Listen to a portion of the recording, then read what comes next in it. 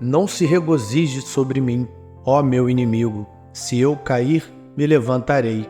Se eu me sentar na escuridão, o Senhor será a minha luz. Esta é a palavra do Senhor, conforme o livro de Miqueias, no capítulo 7, versículo 8. Este versículo da Bíblia continua sendo um forte lembrete para todos nós em momentos como este, em que Israel está em guerra. Ele nos faz lembrar da força e da coragem de Israel, especialmente em tempos de guerra e conflito. Que Israel se levantará não é somente uma afirmação de fé, mas uma promessa divina fundamentada nas Escrituras. Diante de incrível adversidade, seja das nações vizinhas ou de conflitos internos, Israel tem a certeza de que sua queda não é seu fim. As palavras servem como um forte lembrete de que mesmo nos tempos mais escuros, o Senhor será uma luz guia. Deus proverá a direção e o suporte necessários para superar quaisquer desafios que estejam à frente. Então, isso não é apenas uma frase motivadora, é uma mensagem de esperança duradoura que nos diz que Israel se erguerá de novo, não importa os obstáculos que enfrenta atualmente. A manchete que chocou o mundo foi: Israel está em guerra há quase meio século. A última vez que Israel esteve oficialmente em guerra foi na Guerra do Yom Kippur, em 1973, quando foi atacado pelo Egito, pela Síria e por outros países. Essa guerra foi um marco importante na história de Israel, influenciando profundamente sua política, suas estratégias militares e suas relações com os países vizinhos. No dia mais sagrado do calendário judaico, Yom Kippur, um dia de jejum e oração, Israel sofreu um ataque surpresa coordenado pelo Egito, pelo sul e pela Síria, pelo norte. Esse ato rompeu a paz do dia e levou a nação a um conflito que testaria sua resistência e suas habilidades militares. Mas esta é uma guerra diferente. O que está realmente acontecendo? Foguetes foram lançados contra Israel de vários lados. Invasores do Hamas atacaram por terra, mar e ar. Agora, centenas de pessoas foram mortas e sequestradas. Os atacantes foram especialmente cruéis, mirando em mulheres e crianças, disparando foguetes sem cuidado em lugares onde vivem pessoas comuns. Eles se infiltraram nas cidades e vilas perto da fronteira de Gaza, vasculhando cada casa, de porta em porta, procurando por jovens, crianças e idosos. Eles fizeram reféns, visando pessoas comuns, incluindo mulheres idosas e crianças pequenas. A dimensão deste ataque é inédita. O primeiro-ministro de Israel afirmou que estão em guerra. Então, nesta guerra, quem são os inimigos de Israel? Bem, há alguns evidentes e alguns não tão evidentes. Mas vamos falar sobre um evidente, o Hamas. Quem é o Hamas, afinal? Para simplificar, eles são um grupo terrorista e recém-financiado do Irã. Isso não é um segredo bem guardado, é um fato conhecido. Um porta-voz do Irã, Ghazi Hamad, confirmou abertamente à BBC, uma corporação pública de rádio e televisão do Reino Unido, que financiou o grupo para um ataque, conforme relatado pelo The Wall Street Journal. Mas por que financiou o grupo para um ataque, conforme relatado pelo jornal? Mas por que o Irã os apoia? Bem, o Irã deixou bem claro ao longo dos anos que seu objetivo final é destruir Israel. Eles estão até desenvolvendo armas destrutivas, reforçando sua posição ameaçadora. Em suas próprias palavras, eliminar Israel da face da terra. Os líderes do Irã não têm papas na língua. Eles declararam abertamente seus propósitos. Um líder até disse: "Vocês perguntam se é possível testemunhar o mundo sem a América e o sionismo. Mas vocês devem saber que esse slogan e esse objetivo são totalmente alcançáveis e certamente podem ser realizados. O regime que ocupa Jerusalém deve ser varrido do mapa. Essas foram as palavras de um líder iraniano. Essas palavras assustadoras não só destacam a ameaça contra Israel, mas também mostram um foco sombrio em Jerusalém. Não é fascinante como Jerusalém sempre parece ser o centro das atenções quando discutimos conflitos no Oriente Médio? Não é por acaso que a Bíblia profetizou há milhares de anos que Jerusalém seria o centro dos eventos do fim dos tempos. Não grandes cidades do mundo como São Francisco, Los Angeles, Moscou ou Paris, mas Jerusalém, uma cidade pequena e um pedaço de terra, tem um papel monumental no que a Bíblia descreve como os últimos dias. O significado de Jerusalém nos eventos atuais e na profecia bíblica não deve ser subestimado. A cidade é frequentemente descrita como o epicentro do futuro apocalíptico. Em Zacarias 12, versículos 3 e 4, fala diretamente sobre esta situação e diz: Naquele dia farei de Jerusalém uma pedra pesada para todos os povos. Todos os que a erguerem se ferirão gravemente, e contra ela se ajuntarão todas as nações da terra. Naquele dia, diz o Senhor, ferirei de espanto todos os cavalos e de loucura os que montam neles.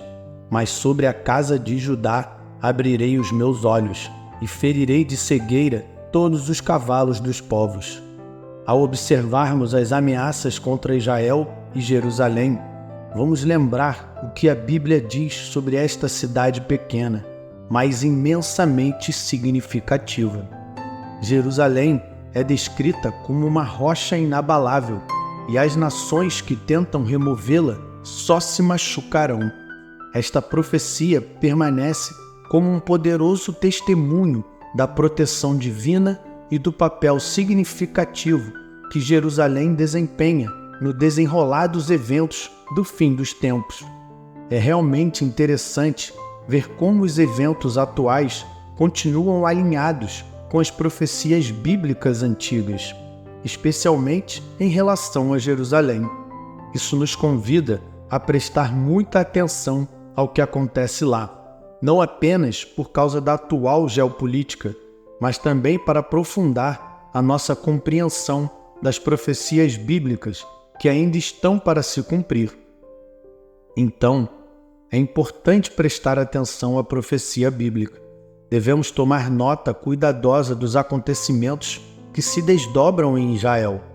A Bíblia tem sido explícita sobre a dispersão e a subsequente reunião do povo de Israel nos últimos dias. Se você olhar para a história, você verá que este evento significativo realmente acionou o relógio profético. Em Ezequiel 37, versículo 21 declara: Assim diz o Senhor Deus: Eis que eu tomarei os filhos de Israel dentre as nações para onde foram, e os congregarei de todas as partes, e os levarei à sua terra. Depois do Holocausto, quem poderia prever que o povo judeu, que sofreu a perda de 6 milhões de vidas pelas mãos dos nazistas, se reuniria na sua terra ancestral? Mas, contra todas as probabilidades, foi exatamente isso que aconteceu em maio de 1948. Israel renasceu como nação, e eu estou feliz em dizer que os Estados Unidos foi o primeiro país a reconhecer a sua soberania. Vamos explorar uma das mais fascinantes profecias da Bíblia: a invasão de Israel por uma coalizão de nações liderada por uma misteriosa potência do norte, chamada Magog. Essa profecia foi revelada pelo profeta Ezequiel, depois que Deus restaurou Israel como nação. Mas Ezequiel também advertiu que Israel não teria paz por muito tempo e que enfrentaria um ataque devastador nos últimos dias. Vejamos o que ele escreveu nos capítulos 37 e 38 do seu livro. E sairás do teu lugar, do extremo norte, tu e muitos povos contigo, montados todos a cavalo, uma grande multidão e um exército numeroso, e subirás contra o meu povo Israel, como uma nuvem que cobre a terra. Nos últimos dias, hei de trazer-te contra a minha terra, para que os gentios me conheçam, quando eu me houver santificado em ti, ó Gog, perante os seus olhos. Quem é esse Gog, o príncipe de Magog, que lidera essa invasão?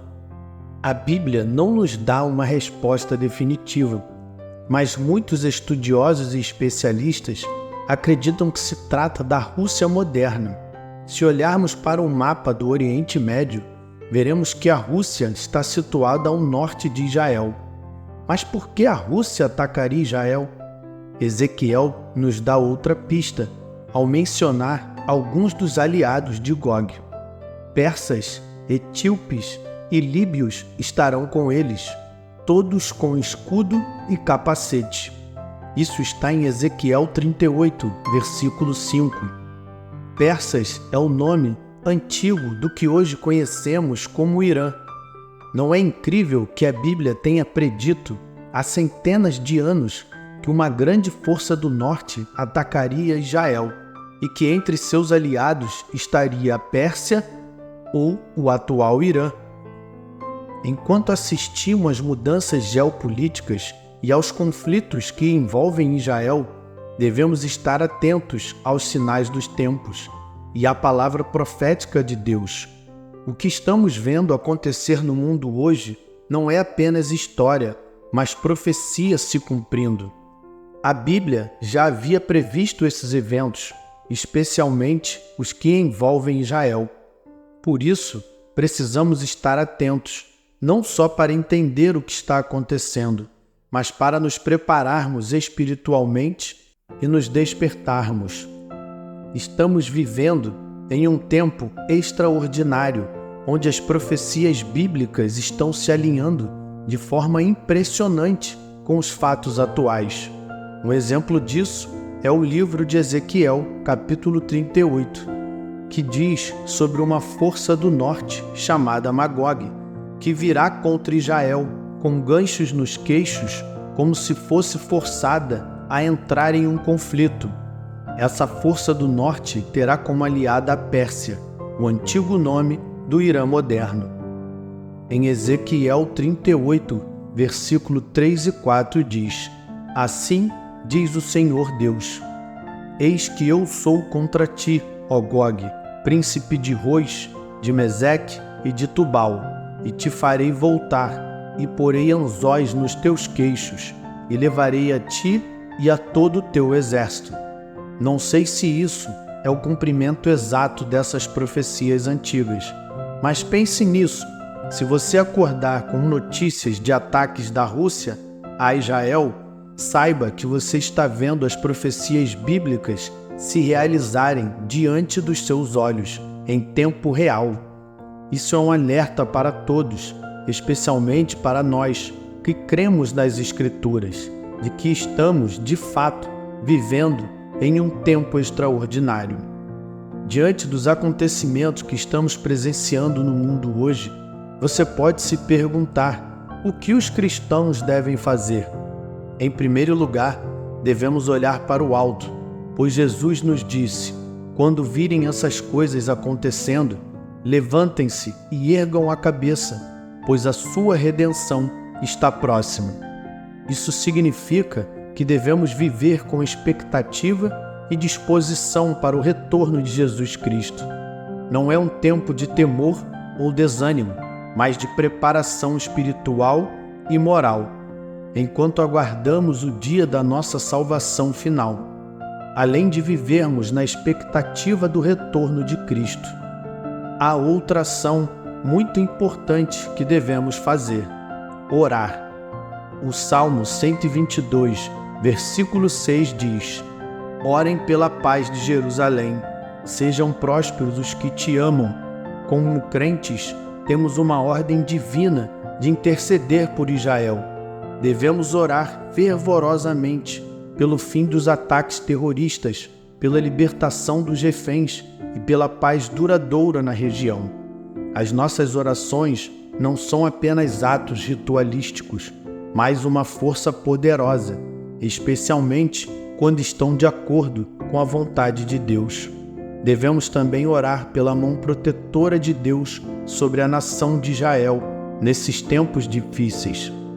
Diante das tensões crescentes e dos conflitos que se intensificam, é essencial que nos coloquemos na brecha e intercedamos por Israel. Em Isaías 49, versículo 15 e 16 diz: Acaso pode uma mulher esquecer-se do filho que ainda mama, de sorte que não se compadeça do filho do seu ventre? Mas ainda que esta viesse a se esquecer dele, eu, todavia, não me esquecerei de ti. Eis que nas palmas das minhas mãos te gravei. Isso nos garante que Deus não se esqueceu de Israel. E como pessoas que creem no Deus de Abraão, Isaque e Jacó, nós também não devemos nos esquecer. Enquanto navegamos por estes tempos turbulentos, vamos manter os nossos olhos atentos às profecias que se cumprem e os nossos corações alinhados com os propósitos de Deus. A Bíblia não nos conta apenas histórias do passado ou do futuro, mas nos mostra um mapa que revela os rumos das nações e o destino do mundo. Não são dias de terror, mas de expectativa, pois vemos o mundo ao nosso redor se abalar, mas a nossa fé permanece firme, esperando pelo aparecimento glorioso do nosso Senhor e Salvador Jesus Cristo. Sejamos vigilantes, orantes e esperançosos, pois a nossa redenção está cada vez mais perto. Meus amigos, quando percebemos que a nossa redenção está próxima, isso não é só motivo de alegria, mas também de ação. Sabendo da urgência do tempo, devemos viver de forma diferente. Como fazer isso? Vamos ver alguns passos essenciais. Primeiro, precisamos desenvolver uma vida de prontidão espiritual. Jesus nos ensina, em Mateus 25, versículo de 1 a 13, pela parábola das 10 virgens, que devemos estar sempre prontos para o seu retorno, mantendo as nossas lâmpadas cheias de óleo, que simboliza o Espírito Santo. Não basta apenas declarar a fé, devemos ter um relacionamento íntimo e frutífero com Deus. Por meio dessas práticas, podemos manter um estado de alerta espiritual, que nos diferencia daqueles que são espiritualmente sonolentos ou acomodados. Segundo, devemos andar em amor e justiça. Em 1 João 3, versículos 2 e 3 diz: Amados, agora somos filhos de Deus, e ainda não se manifestou o que havemos de ser, mas sabemos que quando Ele se manifestar, seremos semelhantes a Ele, porque haveremos de vê-lo como Ele é. E todo aquele que nele tem esta esperança purifica-se a si mesmo, assim como Ele é puro. Se estamos esperando pelo retorno de Cristo, as nossas vidas devem buscar refletir o seu caráter. Isso significa praticar o amor, a misericórdia e a bondade, não só para com aqueles que nos amam, mas também para com aqueles que são difíceis de amar. Significa também se posicionar contra a injustiça, falar a verdade e se esforçar para ser justo, mesmo quando isso for inconveniente ou desconfortável. Terceiro, divulgar o Evangelho com dedicação. Em Mateus 28, versículo 18 a 20, Jesus nos ordena a ir por todo o mundo e fazer discípulos. A volta iminente de Cristo torna essa ordem mais urgente. temos a esperança definitiva, e é uma esperança que o mundo precisa muito conhecer. Escute, somos chamados a ser sal e luz para conservar a fé e iluminar o caminho para a salvação. Você não precisa ser um especialista em teologia para compartilhar as boas notícias. Muitas vezes, a sua vida e a sua história são os melhores testemunhos que você pode dar. Quarto, administrar seus recursos com inteligência para o reino de Deus. Na parábola dos talentos, em Mateus 25, versículo 14 a 30, Jesus nos incentiva a usar bem o que nos foi confiado, seja tempo, talento ou tesouro. Sejamos mordomos fiéis e generosos, apoiando as obras que avançam o reino de Deus na terra, com causas que se alinham com os valores bíblicos. Deus nos deu, a cada um, recursos e habilidades únicas, e nós o honramos quando usamos isso para promover o seu reino. E por último, meus amigos, comprometam-se com uma vida de oração e intercessão.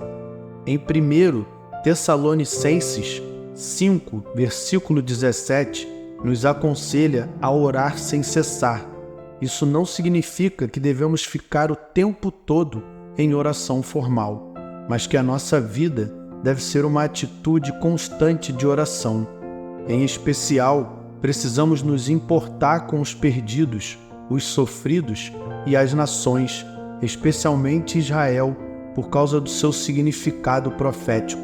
Então, à medida que vemos o dia do retorno do nosso Senhor se aproximando, não sejamos encontrados ociosos, mas espiritualmente atentos, demonstrando amor e justiça, divulgando o Evangelho, administrando nossos recursos dados por Deus com inteligência e nos dedicando à oração. Estas não são apenas virtudes nobres, mas práticas essenciais para aqueles que esperam ansiosamente pela sua redenção. Que cada dia seja vivido de uma forma que honre a nossa vocação, aproveitando todas as oportunidades para glorificar a Deus e edificar o seu reino. Agora, para todos que estão ouvindo a minha voz, vamos ao Senhor em oração. Quero que você faça esta oração comigo, para que você receba todas as bênçãos desta oração. Oremos ao nosso bondoso e compassivo Deus celestial. Pai, nos apresentamos diante de Ti em humilde adoração, reconhecendo a Tua soberania e majestade sobre toda a criação. Perdoa-nos as nossas transgressões, assim como perdoamos a todos que nos ofenderam. Pai amado, como esperamos pela volta do nosso Senhor e Salvador Jesus Cristo, por quem oramos, que as nossas lâmpadas estejam cheias do óleo do Teu Espírito Santo e que os nossos corações sejam uma terra fértil, onde a Tua palavra possa crescer. Ajuda-nos a desenvolver diariamente um relacionamento contigo, fundamentado na oração e alimentado pela Tua palavra. Pai, oramos pelo dom de andar em amor e justiça. Tu nos chamaste para sermos reflexo de Cristo neste mundo. E por isso, pedimos um coração que ame sem limites e um espírito que busque justiça e misericórdia. Ajuda-nos a nos purificar, assim como Cristo é puro, capacitando-nos para agir com justiça, amor, misericórdia e humildade diante de Ti. Que as nossas vidas sejam tão cheias do Teu amor que ele transborde na vida daqueles que estão ao nosso redor, atraindo-os para mais perto de Ti. Nós também levantamos o nosso mandato de compartilhar o Evangelho, as boas novas da Tua salvação. Senhor, dá-nos coragem e as palavras para falar, para que possamos ser testemunhas eficientes para Ti. Coloca pessoas no nosso caminho que precisam ouvir a Tua mensagem de esperança e redenção. que possamos ser sal e luz, preservando a Tua verdade e iluminando o caminho para Ti. Pai, pedimos sabedoria para administrar os recursos que Tu nos deste. Mostra-nos como investir o nosso tempo, talento e tesouro de formas que Te honrem e ampliem o Teu reino.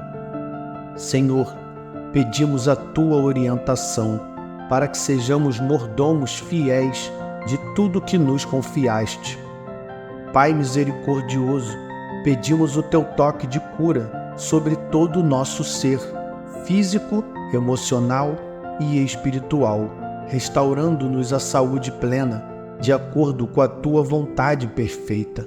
Oramos pela Tua proteção divina sobre nós e os nossos amados, nos livrando do mal e nos conduzindo com segurança pelos desafios da vida. Senhor, nos comprometemos com uma vida de oração constante e intercessão. Oramos pela paz de Jerusalém e de Israel, pelos líderes das nações e por aqueles que estão perdidos e feridos.